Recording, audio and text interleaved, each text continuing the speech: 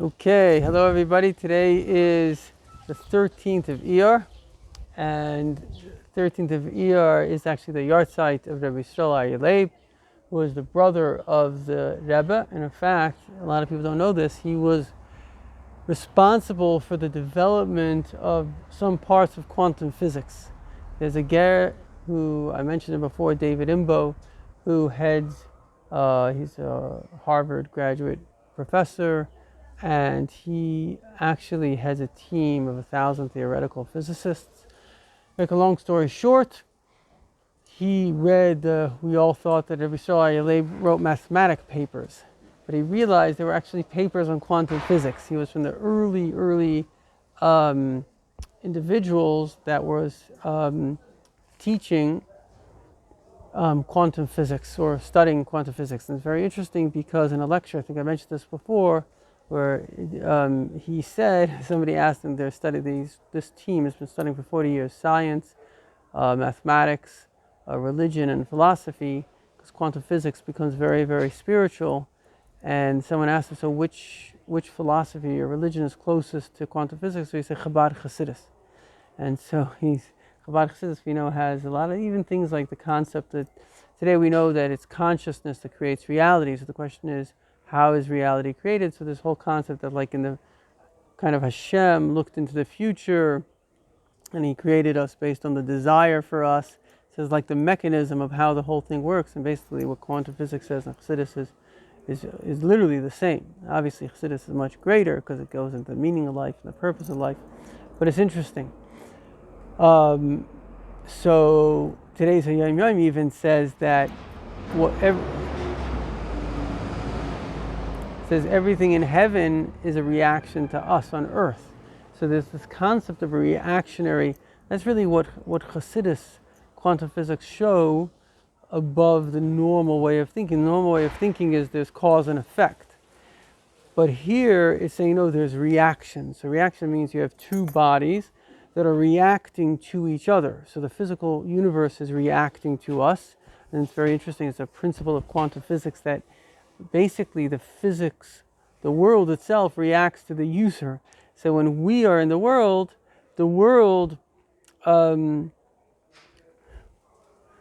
basically the world knows who's looking at it.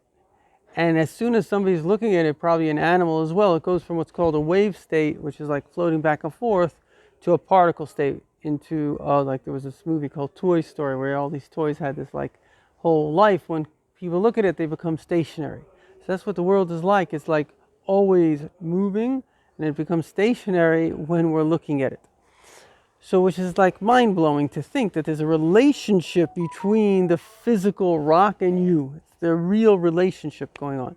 So relationships work in a way of reaction as opposed to anyway, it's a whole story. I don't want to go into it, but the whole thing that he says in the Hayom Yom today. So if a person is compassionate, it creates compassion in heaven.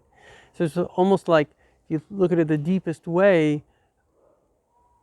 by us choosing to do the will of Hashem, so then we almost create that in the world. And Chas v'Shalom, we fulfill the will of the Yetzer Hara, the opposite of negativity, or whatever it is, and we can almost create that as well. So the negative side is basically just trying to perpetuate itself, create negativity. And the God side, if you want to call it that, is trying to perpetuate itself, create love and positivity. That's really the whole story in a nutshell. Now, getting back to the Tanya of today, so the Tanya says that we have, the Jewish people are like obsessed with Yetzias Mitzrayim. Actually, sometimes you have children, you read them, they love that book. You have to read them the same book every single day. They can't get over the book. So it's like the Jewish people in Yetzias Mitzrayim, it's like some kind of like we're obsessed with this story. And so the story is that what is so significant about Yetzias Mitzrayim? So it's a spiritual concept. It's the concept that the soul is basically in Egypt. The soul is a part of Hashem, and it's stuck in the body. Now you have to look at it from the perspective of a soul. What's a soul? A soul is basically Hashem. It's pure light. And where is it? it's in this body. What does the body want? I don't know, the body wants chicken. So this guy who just wants, I don't know, spiritual experiences has to eat chicken. So it's almost like taking, the only way you could think about it is taking like the Lubavitcher Rebbe, somebody who's like perfect and so special, and you force him to, like the mushal of the Alter Rebbe, forcing a king or a prince to stand in excrement and grind wheat. It's like totally anathema to who they are. Speaking to somebody today. So he comes from a wealthy family and environment. He's like, to him, to go on a bus, it's like torture, like it's like he can't. It's like he says, it's like my soul, So, and I thought about what it says that Hillel says, "Dei machsari asher yechsele." You have to give even a person that was wealthy that suddenly can't drive a Porsche. You have to give him a Porsche, because for him to drive another car, it's like mamish. Like for us, let's say we wear clothing. Imagine you can only wear from now on one pair of clothing. It would be hard for you, literally, because you're used to. Now, people for thousands of years, they had like one set of clothing. So what you get accustomed to is very, very interesting, very real. So there's a Rashi about this, no? That? Right. Yeah. And it's interesting. The word chesed, kindness, is chesar de less, fill the person's need, fill what he's lacking. So what a person is lacking is very individualistic. One person is lacking wisdom, another person is lacking, like a wealthy person that may be lacking 50 million in the bank account. They say that, it's very interesting, there's studies that kind of the wealthier we get, or usually they don't feel safe unless they have $10 million in the bank account. So their sense of safety is very dependent. Anyway, it's an interesting thing. So maybe we all have the safety of that. But it's interesting because when Mashiach comes, that's what's going to happen in the world. There will be no more fear of lack. And it's an interesting kind of dynamic. Many people have that dynamic now. They can have a situation that they don't fear lack, and then they don't know what to do with themselves. So that's step number 2. But getting back to the subject at hand, so imagine, for example, the neshama. What's the love? What's the joy of the neshama? The neshama wants atzmas. The neshama wants Hashem. And now this poor soul is in, like we gave the mashal of having compassion. He's stuck in your body, and he has to deal with your issues. And even though for us it's normal, I have to go to the bathroom, and I have to eat, and I have to sleep, and once in a while people make me upset, and I have to get my ego back on track. All these, for me, that's normal. It's me. But for the neshama, that's like taking that great holy soul and putting him somewhere so far from its essence. So when I do a mitzvah and I study Torah, what's happening? Then the king, it's like the prince, all he wants is the king. So there's almost like you have to imagine there's another being, there's another entity in you, and he has this tremendous desire. I think I've said it before, that it's brought down from the Alter Rebbe that every night the neshama goes lamaila and it cries to Hashem, is like, get me out of here. I once had a dream where I heard that cry, and it's extraordinary. A person can't imagine the cry of the soul just to leave, right? The soul's probably so happy it's going to come down. I think it says somewhere maybe that the soul looks forward to coming down and can fulfill the mission, but yet it's like the prince so excited to go to the army, serve in the army, serve the king, and yet then he's in the army, he's like, who am I with? I'm with a bunch of... Anyway, so, but on the flip side, when I do a mitzvah, I'm literally, Hashem unites with me. I'm learning Torah, Hashem is there. So imagine the joy, the simcha of the soul, he's just become united. And this is the concept of Sher Kedishanu. Hashem has made us holy.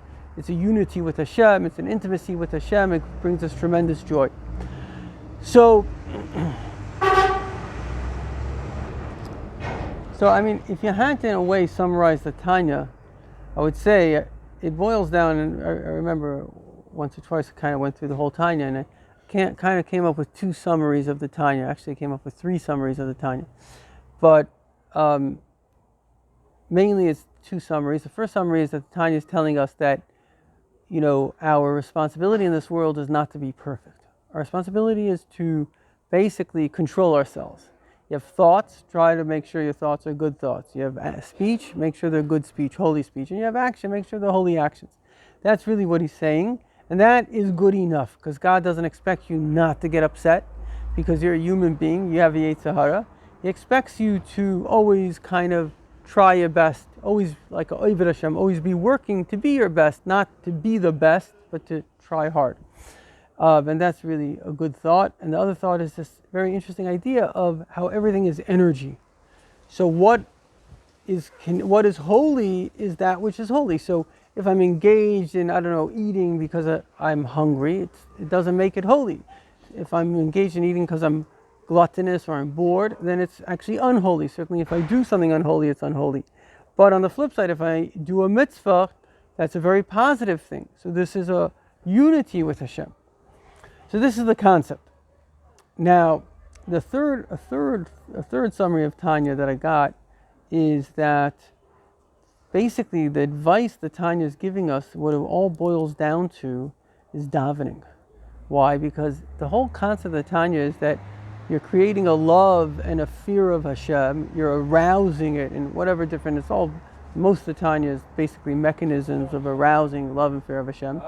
And now what happens is, in davening you have the love, but then because you have this love throughout the day, when you come up with the challenges, should I do this, should I do that, because you already have enough love and fear of Hashem, you'll be able to overcome the challenges. That's why the Alter Rebbe actually says somewhere, the only trick we need is the davening. There's no other tricks, there's no other games. That's why Chassidus is so into davening, because if we daven, I see it clearly with myself, if I daven properly, I'm a different person. So a new person walks in the day, not the person with all my hang-ups, and this is a better person.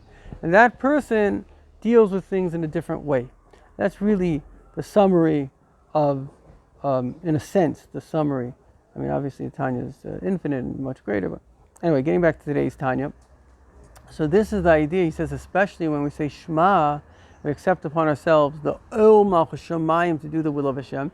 So here, not only did you do Torah Mitzvah, you did the whole thing. You accepted the king, right? We say first you have to accept the king, then you can accept the Gzeiros of the king. So Hashem, literally, we accepted Hashem, and so now we're ready to go to battle, do the things that we have to do. So if we look at it from the perspective of unity, Mamish, you brought Hashem into your life. And so that's why Yetzias Mitzrayim, going out of Egypt, is a daily event. It's not that we're remembering, it's a very beautiful vart. It's not that we're remembering, it's actually my grandfather in the lesson in Tanya says this, I'm not sure where you heard it, but the Rebbe edited it. Why is the Alter Rebbe telling this? Because you could say, okay, going out of Egypt after 3,000 years ago, what's its relevance to me? No, right today, you have to go out of Egypt because your soul is stuck in Egypt. And when you do Torah mitzvahs, especially you do Shema and you connect to Hashem, you are now going out of Egypt. So in a certain sense, remembering this idea that we are stuck in Egypt, or our soul is stuck in Egypt.